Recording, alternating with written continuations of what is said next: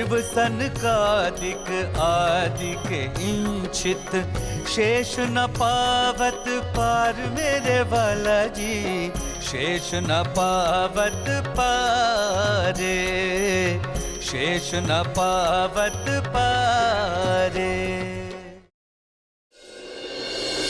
जिनके चरणों में अनंत ज्ञान, प्रेम, आनंद और शांति का सागर लहरा रहा है, जिनकी कृपा के सागर की एक बूंद से ही समस्त ब्रह्मांड को अखंड मुक्ति का उपहार मिला है, जिनके हृदय से प्रवाहित होने वाली तारतम वाणी की अमृत धारा समस्त विश्व को अपने आंचल में समेट लेने वाली है, जिनको अपने हृदय मंदिर में बसा लेने पर एकरूपता का मधुर एहसास होता है, उस प्राणेश्वर, प्राण प्रियतम, प्राण वल्लभ, प्राण जीवन, प्राणनाथ के चरणों में हमारा सर्वस्व समर्पण है। हमारी अंतरात्मा की यही पुकार है, बस तू ही तू है, तू ही तू है, तू ही तू है। प्राणनाथ प्यारे की जय, निजानंद स्वामी की जय, प्राणनाथ प्यारे की जय, निजानंद स्वामी की जय, प्राणनाथ प्यारे की जय, निजानंद स्वामी की जय।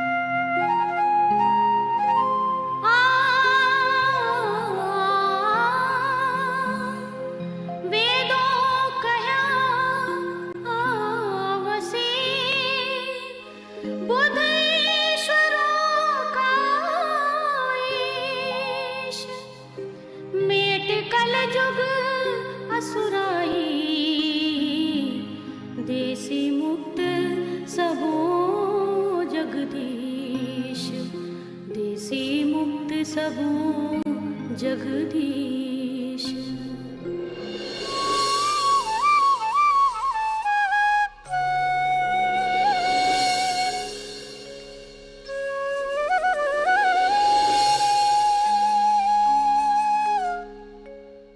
मान्यवर, आपकी वेशभूषा को देखकर ऐसा लगता है कि आप किसी नए पंथ के मानने वाले हैं, जिसके बारे में हमने अभी तक न सुना है न कभी देखा है। कृपा करके आप अपना परिचय देने का कष्ट करें। हे आचार्य जनों, हम तो यहाँ सत्य ग्रहण करने की भावना से आए हैं। आप सब तो अति प्राचीन मत पंथों को मानने वाले हैं, इसलिए आप सबसे निवेदन है कि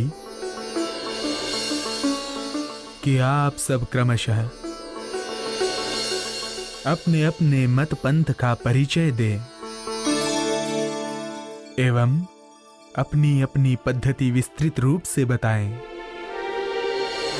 तथा उस पर हमारा जो भी संशय हो उसे वेद शास्त्रों के आधार पर दूर करने का कष्ट करें।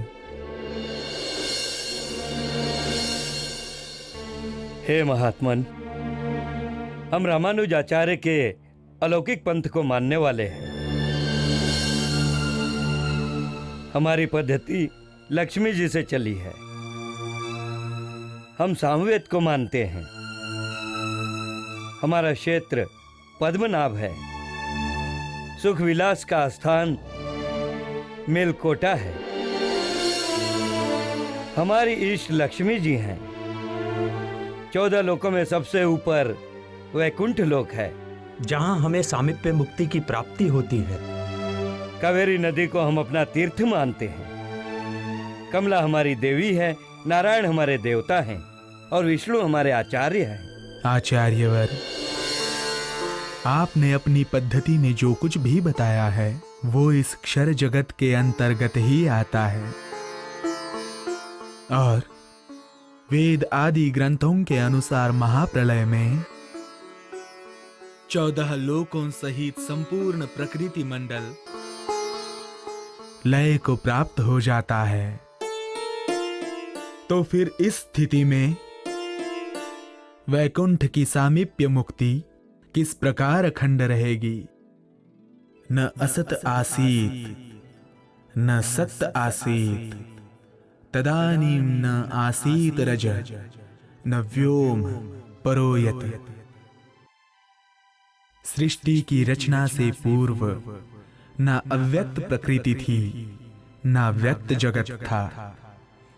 उस समय नाना लोक भी नहीं थे, न आकाश था, उससे भी परे जो सूक्ष्म है वो भी नहीं था। हम निम्बार्क आचार्य के सिद्धांतों को मानते हैं। हमारी शाला मथुरा है, धर्म क्षेत्र पवित्र गोकुल है, सुख विलास का स्थान वृंदावन है और धाम द्वारिकापुरी है। गोमती नदी तीर्थ है, इष्ट रुक्मणी है। हम यजुर्वेद को मानते हैं। हमारी देवी वृंदा है। हम वैकुंठ की सारूप्य मुक्ति को मानते हैं। विष्णु के वाहन गरुड़ हमारे देवता हैं। आचार्यवर, वास्तव में आपने श्री कृष्ण लीला के रहस्यों को पूर्णतः नहीं समझा है। तभी गोकुल वृंदावन में परब्रह्म की शक्ति के द्वारा होने वाली ब्रह्म लीला को मथुरा द्वारिका में विष्णु भगवान की शक्ति से होने वाली लीला के समकक्ष मान रहे हैं। वो ब्रज एवं रास लीला इस क्षर जगत से परे बेहद मंडल में आज भी अखंड है। उसका ज्ञान न होने से आप द्वारिका को धाम मान रहे हैं और वैकुंठ की सारूप्य मुक्ति की चाहना कर रहे हैं, जबकि वेद शास्त्रों के अनुसार महाप्रलय में संपूर्ण क्षर जगत लय को प्राप्त हो जाता है। वृंदावनाश्रया लीला साक्षरात् परतः परा गुह्याद गुह्यत रागम्या नित्याक्षर हृदय स्थिता। नित्य वृंदावन के अंदर जो गुह्य लीला हुई वो अक्षर से भी परे अक्षरातीत पर ब्रह्म की लीला थी। वो गुह्य से भी गुह्य और मनवाणी से अगम है। वो लीला अब अक्षर ब्रह्म के हृदय में अखंड है। यद ब्रह्म परमेश्वर्यं नित्य वृंदावने स्थितम् तदेव गोकुले प्रोक्तम् बाल्य कैशोर भेदवतम्। नित्य वृंदावन में परब्रह्म की लीला रूप जो परम ऐश्वर्य स्थित है वही गोकुल में भी स्थित है। अंतर मात्र इतना है कि गोकुल में बाल्य लीला है और नित्य वृंदावन में किशोर लीला है। वैकुंठ वैभव च यच्च मथुरा द्वारिकाश्रितम् मध्ये वृंदा मधुवनम् यच्च मध्यालयाश्रयम्। वैकुंठ का जो वैभव है वो मथुरा और द्वारिका में स्थित कहा गया है और वृंदावन तथा मथुरा के बीच में हुई लीला मध्यासीनवर्ती गोलोकी स्वरूप की है।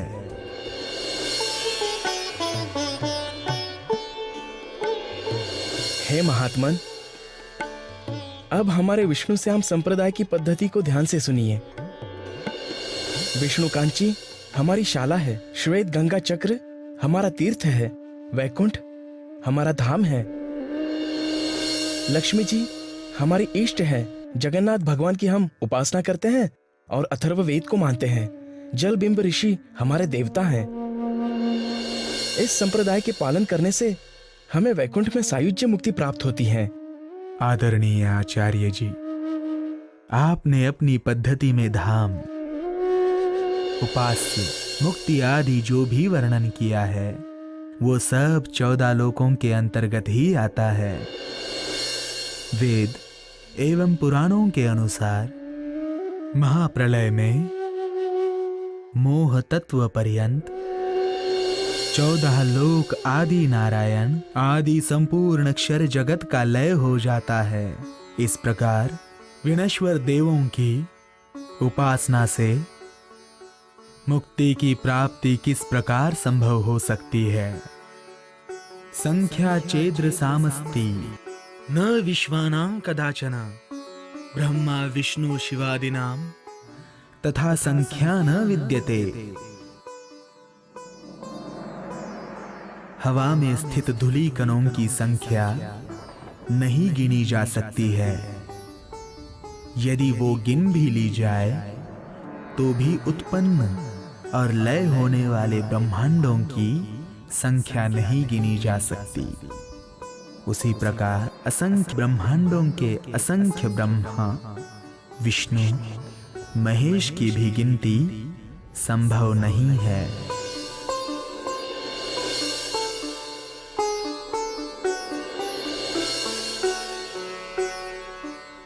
हम माधवाचार्य जी के मत के मानने वाले हैं। हमारी शाला अवंतिकापुरी है, नैमिषारण्य क्षेत्र है, बद्रीनाथ हमारा धाम है, अलकनंदा नदी हमारा तीर्थ है, सावित्री देवी इष्ट हैं। हम ऋग्वेद को मानते हैं, ब्रह्मा जी हमारे आचार्य हैं। इस मत के पालन से हमें वैकुंठ में सालोक्य मुक्ति की प्राप्ति होती है। आचार्यवर, आपने अपनी पद्धति में जो कुछ भी कहा है वो सब नश्वर जगत के अंतर्गत ही आता है। तो फिर जीव को अखंड मुक्ति कहां और किस प्रकार प्राप्त हो सकती है? वैकुंठ कोई अनादि अखंड स्थान नहीं है। वैकुंठ कल्पितो येन लोको लोक नमस्कृतः रमया प्रार्थ्यमानेन देव्या तत्प्रिय काम्यया। भगवान विष्णु ने देवी लक्ष्मी की प्रार्थना से उनको प्रसन्न करने के लिए वैकुंठ धाम की रचना की थी।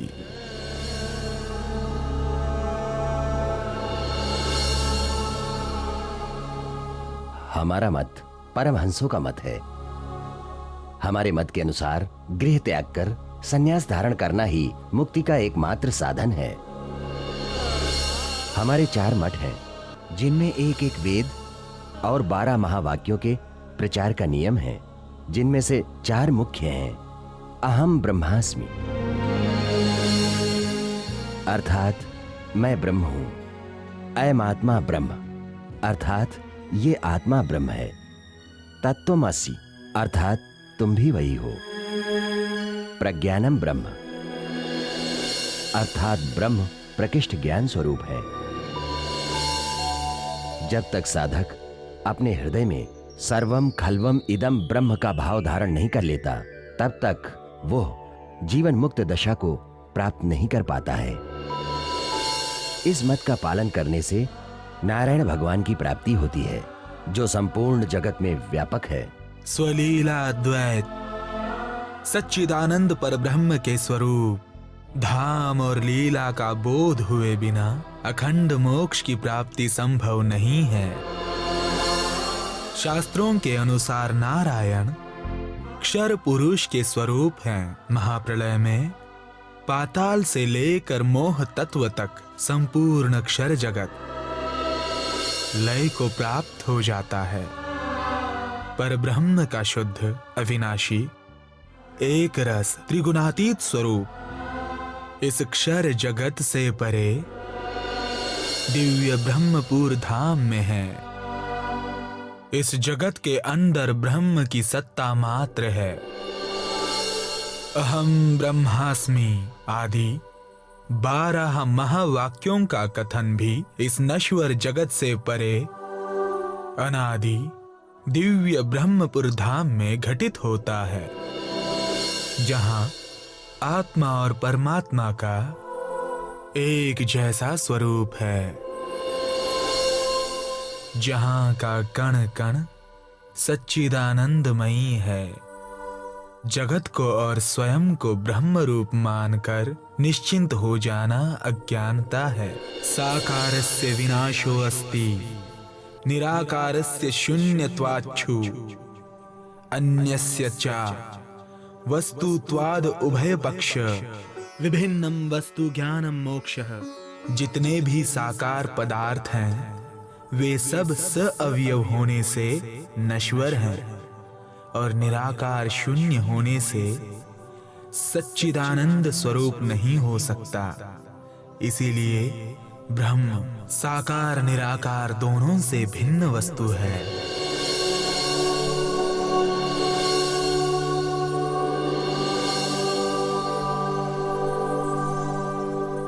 न्याय दर्शन के अनुसार हम ये मानते हैं कि माया, जीव तथा ईश्वर तीनों ही एक दूसरे से भिन्न और अनादि हैं। कार्य रूप प्रकृति अर्थात स्थूल जगत भले ही लय को प्राप्त हो जाता है, किंतु कारण प्रकृति सूक्ष्म परमाणुओं के रूप में नित्य बने रहती है। ब्रह्म भी इसी जगत में सर्वव्यापक है। इस जगत में दुख की 21 सीढ़ियां हैं, जिन्हें पार कर लेने पर जीव को अखंड सुख की प्राप्ति होती है। आचार्यवर, ब्रह्म के धाम व स्वरूप को न जानने के कारण आपने प्रकृति के अंदर ही ब्रह्म को व्यापक मान लिया है। किंतु ये तथ्य भी विचारणीय है कि जगत की उत्पत्ति से पूर्व सूक्ष्म परमाणुओं का सागर भी था या नहीं, और उस समय विनाशी ब्रह्म का स्वरूप कहां था। यदि परमात्मा भी इस जगत में दुख की 21 सीढ़ियों में है, तो फिर अखंड सुख की प्राप्ति कहां होगी। वास्तव में अक्षर ब्रह्म के चौथे पाद अव्याकृत में सुमंगला शक्ति का स्थान है, जो संकल्प मात्र से सूक्ष्म परमाणुओं के महासागर कारण प्रकृति को पैदा करती है। सृष्टि से पूर्व व्यक्त जगत, अव्यक्त कारण प्रकृति तथा परमाणु भी नहीं थे। उस समय केवल एक अविनाशी ब्रह्म और उसके चारों पाद अखंड रहते हैं। वेदाहमेतं पुरुषं महांतम आदित्यवर्ण तमसः परस्तात् तमेव विदित्वाति मृत्युमेति नान्यः पंथ विद्यते यनाय। प्रकृति के अंधकार से परे अनंत सूर्यों के समान प्रकाशमान उस सर्वोपरि पर ब्रह्म को मैं जानता हूं, जिसे जाने बिना मृत्यु के बंधन से छूटने का अन्य कोई भी मार्ग नहीं है।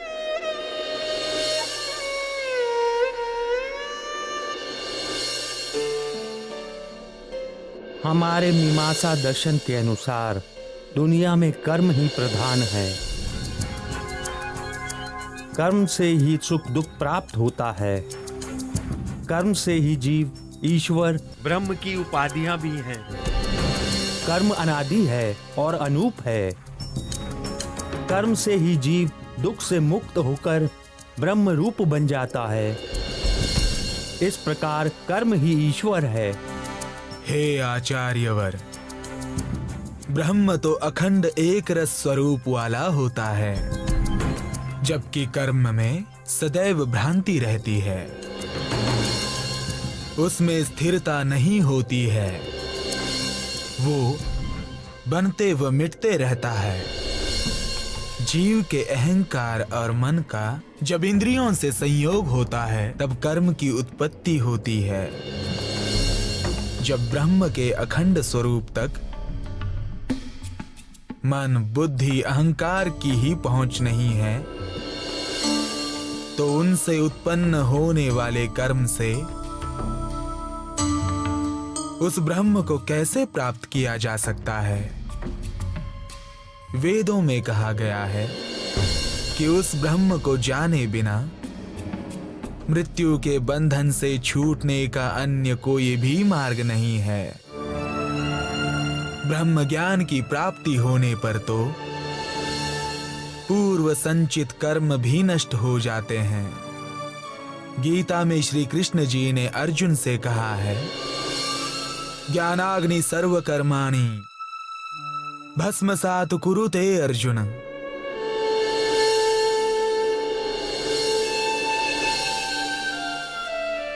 हमारे सांख्य मत के अनुसार इस सृष्टि के मूल कारण पुरुष और प्रकृति है, जो सबसे परे हैं। दोनों ही नित्य व अनादि हैं। उनके मिलने से ही यह सृष्टि बनती है और अलग होने से लय हो जाती है। आचार्यवर, कृपया स्पष्ट करें कि पुरुष का स्वरूप क्या है। यदि आप पुरुष का स्वरूप निराकार कहते हैं, तो जब महाप्रलय के पश्चात प्रकृति का भी रूप नहीं रहेगा, उस समय ये दोनों कहां व किस प्रकार मिलेंगे? वास्तव में अक्षर ब्रह्म के हृदय में असंख्य ब्रह्मांडों को देखने की जो इच्छा शक्ति है, उसे मूल प्रकृति कहते हैं। ये मूल प्रकृति ही सूक्ष्म परमाणुओं के महासागर कारण प्रकृति को पैदा करती है, जिससे संपूर्ण त्रिगुणात्मक जगत की रचना होती है। बृहति परि मात्राया मातुर्मात्राधि निर्मिता माया यज्ञे मायया मायाया मातली परि।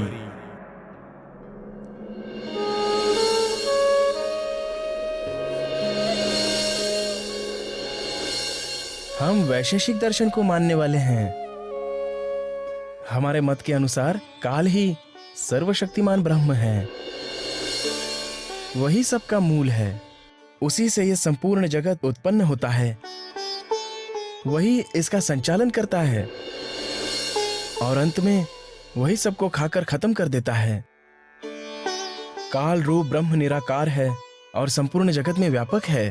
किंतु आचार्यवर, काल तो जड़ वस्तु है, उसे चेतन व आनंद घन ब्रह्म कैसे माना जा सकता है? काल तो परिवर्तनशील होता है, जबकि ब्रह्म का स्वरूप अखंड व एक रस होता है। वो ब्रह्म इस प्राकृतिक जगत से सर्वथा परे है। इस जगत के कण कण में उसकी सत्ता मात्र है, जिससे सृष्टि का संचालन होता है। वेद शास्त्रों में भी ब्रह्म का स्वरूप कालातीत कहा गया है। ब्रह्मा विष्णु च रुद्रः सुरपति रमराना असुराना एव पृथ्वी। न आपो न अग्नि न वायु न गगनतलम न दिशा न एव कालः नो वेदा नैव यज्ञा न च रवि शशिनो न विविधो विकल्प। स्वर्ज्योतिः सत्यमेकं जयति तव पदं सच्चिदानंद मूर्ते। ब्रह्मा विष्णु रुद्र इंद्र आदि देव तथा जल वायु अग्नि पृथ्वी सूर्य चंद्रमा आकाश दिशा और काल भी जब नहीं थे, तब भी परात पर एक सच्चिदानंद पर ब्रह्म थे।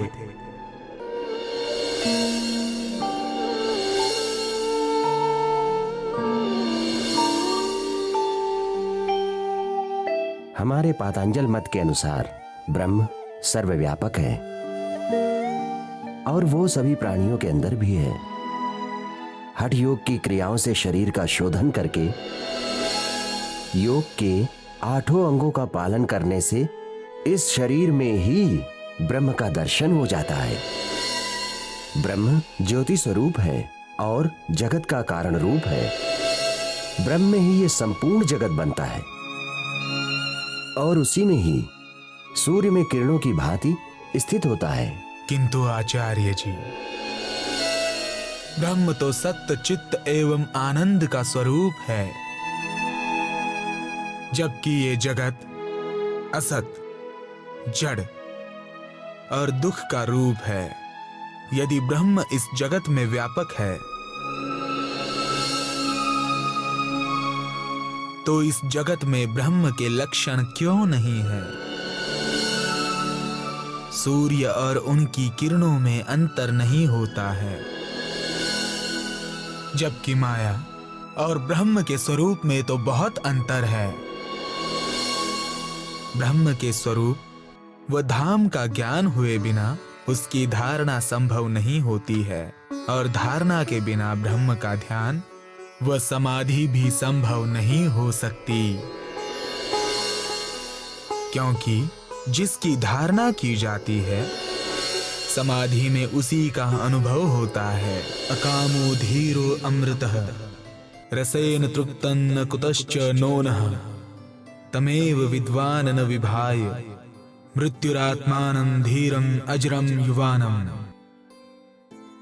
लौकिक कामनाओं से रहित धीर अविनाशी स्वरूप वाले, आनंदमयी रस से परिपूर्ण, पूर्णातिपूर्ण, अजर एवं सर्वदा युवा स्वरूप वाले उस पर ब्रह्म को जान लेने वाला मृत्यु से भी भयभीत नहीं होता है।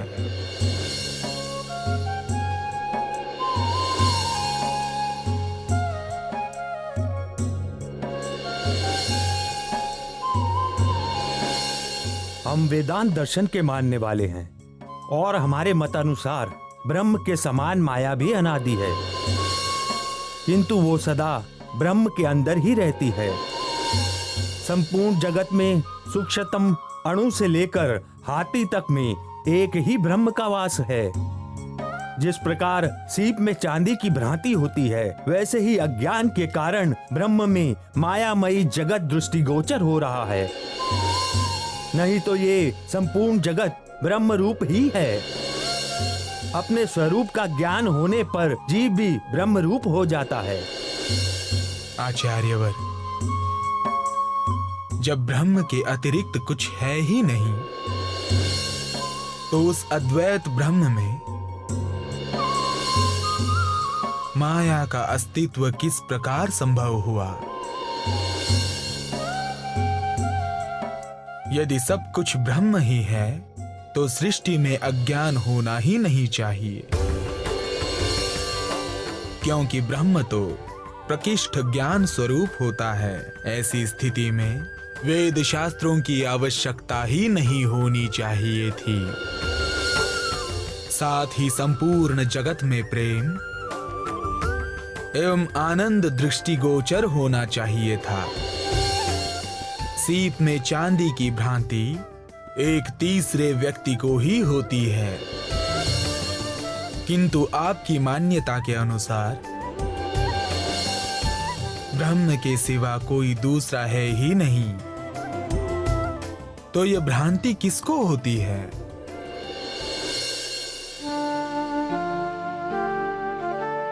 काल आवत कबो ब्रह्म भवन में, तुम क्यों ना विचारो सोई, अखंड साई जो या में होता तो भंग ब्रह्मांड को ना होई, भंग ब्रह्मांड को ना होई। आज बहुत ज्ञान वार्ता हो गई है। सभी आचार्यगण थक गए होंगे, इसलिए आज की सभा यहीं स्थगित की जाती है। कल की सभा में यहाँ पुनः भेंट होगी।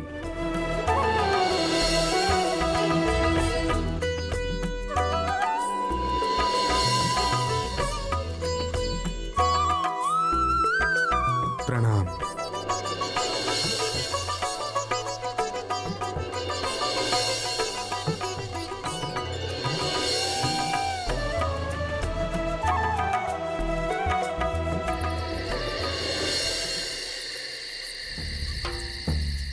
आखिर ये कौन महापुरुष हैं?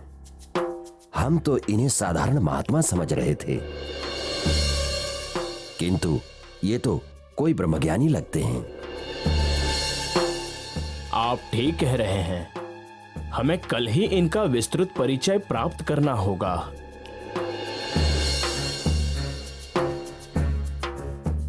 जिस तरह से आज उन्होंने हमारे संप्रदाय का विस्तृत परिचय पूछा है,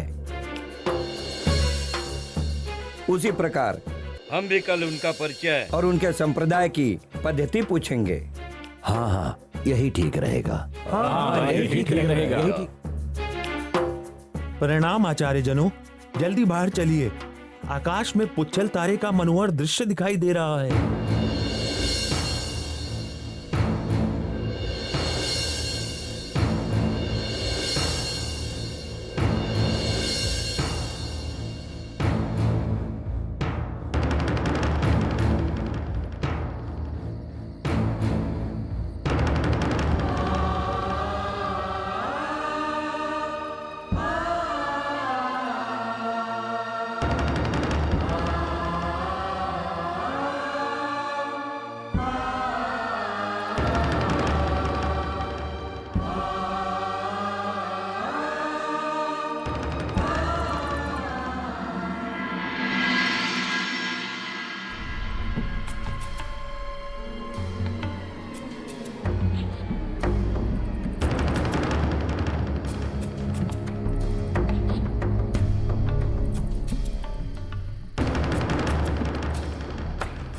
प्राणनाथ जी, इस समय पुच्छल तारा निकलने का क्या आशय हो सकता है?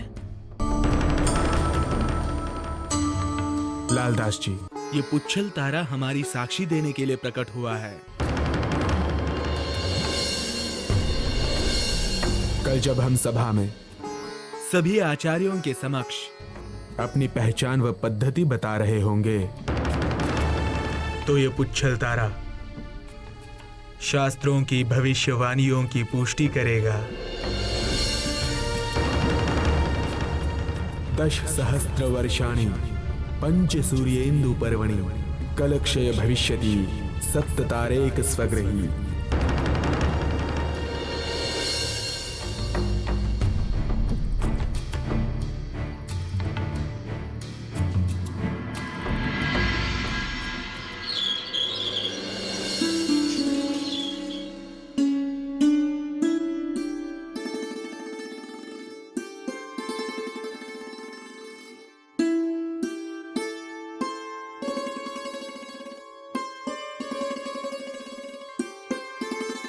हे महात्मन, हम सब ने अपने अपने संप्रदाय की विचारधारा आपके समक्ष कल प्रस्तुत की थी। अब आपसे निवेदन है कि आप भी अपने पंथ का कृपया परिचय दें। इसे जानने के लिए आपको हरिवंश पुराण के भविष्य पर्व का अवलोकन करना होगा। अभाविनो भविष्यन्ति मूनयो ब्रह्मरूपिणः उत्पन्नाय कलौ युगे। प्रधान पुरुषाश्रयः अर्थात वे ब्रह्म रूप मुनि 28वें कलयुग में इस जगत में प्रकट होंगे, जो पहले कभी भी इस जगत में नहीं अवतरित हुए हैं। उनकी ये पहचान होगी कि वे एकमात्र उत्तम पुरुष अक्षरातीत के अनन्य भाव से उपासना करेंगे।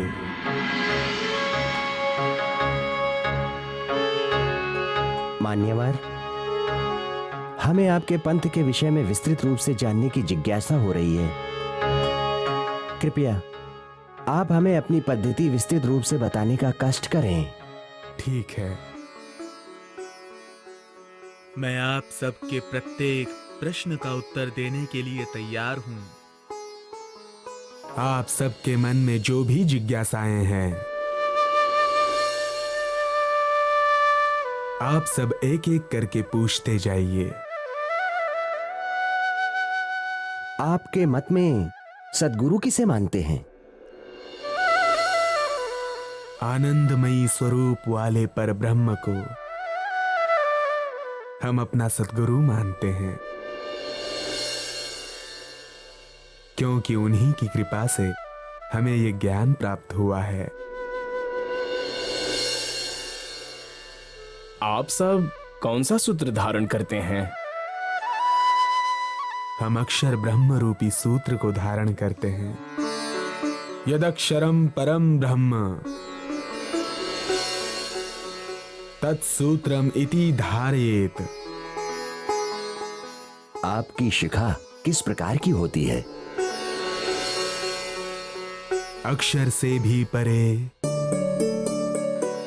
अक्षरातीत परब्रह्म के स्वरूप की अलौकिक शोभा ही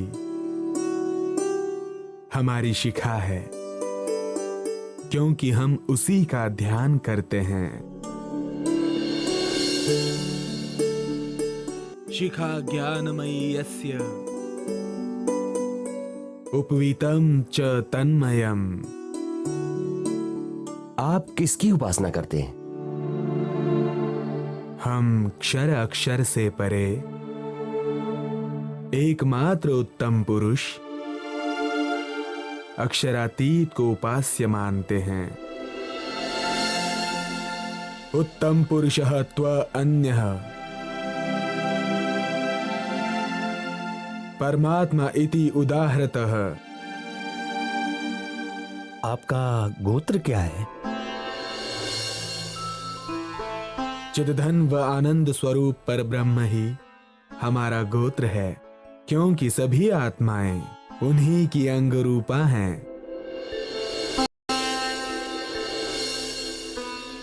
आपकी इष्ट कौन है?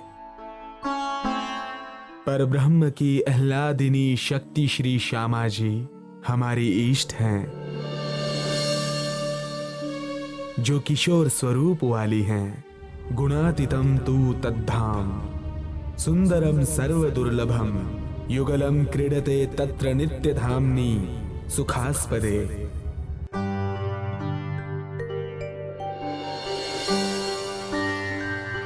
आपके मत अनुसार परब्रह्म की प्राप्ति का क्या साधन है? पर ब्रह्म की प्राप्ति एकमात्र पतिव्रता साधना से होती है। हम पर ब्रह्म अक्षरातीत को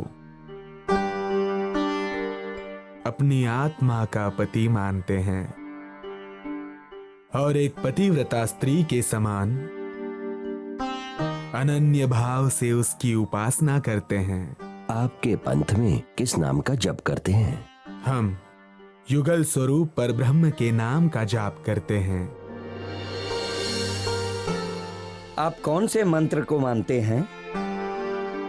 हम तारतम ज्ञान रूपी मंत्र को मानते हैं। आपकी देवी कौन है? अज्ञान दूर करके भवसागर से पार करने वाली ब्रह्म विद्या ही हमारी देवी है।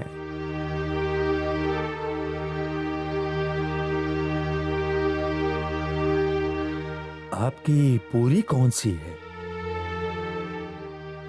नौतनपुरी हमारी पुरी है, जहां सर्वप्रथम तारतम ज्ञान प्रकट हुआ था।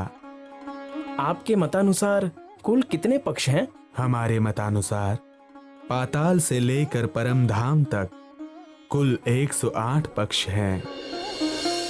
आपकी शाला कहाँ है? हमारी शाला गौलोक है, जहां पर ब्रह्म अक्षरातीत एवं ब्रह्मात्माओं के द्वारा की गई ब्रजलीला आज भी अखंड रूप से चल रही है। आपका क्षेत्र कौन सा है? ब्रह्म स्वरूप सद्गुरु के चरण कमल ही हमारा क्षेत्र है, जहां अज्ञान जनित सभी दुख खत्म हो जाते हैं। आपके सुख विलास का स्थान कहाँ है? हमारे सुख विलास का स्थान नित्य वृंदावन है, जहां पर ब्रह्म अक्षरातीत ने अपनी आत्माओं के साथ कभी रास लीला की थी। ये लीला आज भी अखंड है। आप अपना ऋषि किसे मानते हैं? हम आदि नारायण जी को अपना ऋषि मानते हैं, क्योंकि उनके माध्यम से सभी धर्म ग्रंथों में परब्रह्म से संबंधित साक्षियां लिखवाई गई हैं। आप किस वेद को मानते हैं? हम स्वसंवेद अर्थात तारतम वाणी को मानते हैं, जिसमें चारों वेदों के गुह्य रहस्यों के स्पष्टीकरण के साथ साथ परब्रह्म के स्वरूप, धाम व लीला का भी विस्तृत वर्णन है। आपका तीर्थ कौन सा है? परम धाम की दिव्य यमुना जी ही हमारा तीर्थ है। आप कौन से शास्त्र को मानते हैं? श्रीमद् भागवत को हम अपना शास्त्र मानते हैं, क्योंकि परब्रह्म और उनकी आत्माओं द्वारा की गई ब्रज रास लीला का उसमें प्रमाण है। आपका ज्ञान कहाँ का है? हमारा ज्ञान जागृत बुद्धि का है, जिससे क्षर अक्षर से परे आत्मा और परमात्मा के स्वरूप, धाम व लीला का ज्ञान होता है। आपके कुल का मूल कहाँ है? हमारे कुल का मूल परब्रह्म की आनंद शक्ति श्यामा जी हैं। हम आत्माएं उन्हीं की अंगरूपा हैं। आपके ज्ञान का फल क्या है? तारतम ज्ञान के द्वारा अक्षर अक्षर से परे दिव्य परम धाम के अखंड सुखों की प्राप्ति होती है। आपका धाम कौन सा है? अक्षरातीत पर ब्रह्म का दिव्य ब्रह्मपुर ही हमारा धाम है। दिव्ये ब्रह्मपुरे हेष्यः व्योमनि आत्मा प्रतिष्ठितः।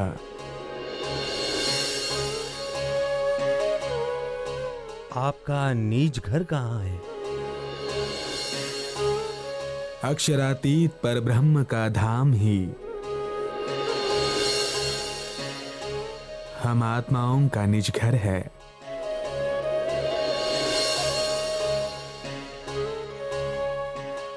आपके संप्रदाय का नाम क्या है? हमारे संप्रदाय का नाम निजानंद है। इसके प्रवर्तक कौन हैं? निजानंद स्वामी श्री देवचंद्र जी इसके प्रवर्तक हैं, जिनके तन में विराजमान होकर परब्रह्म की शक्ति ने ये ज्ञान प्रकट किया है।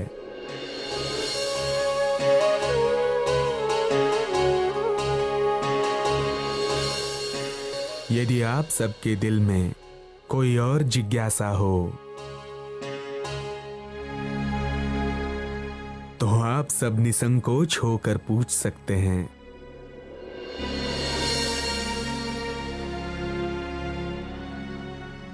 नहीं, अब हमारे दिल में किसी प्रकार का संशय नहीं है। आपका ये अद्भुत ज्ञान सुनकर आज हम सब धन्य हो गए, किंतु हमारे हृदय में आपके स्वरूप के विषय में तीव्र जिज्ञासा हो रही है। कृपया अपने स्वरूप का यथार्थ परिचय देकर हमें कृतार्थ करें।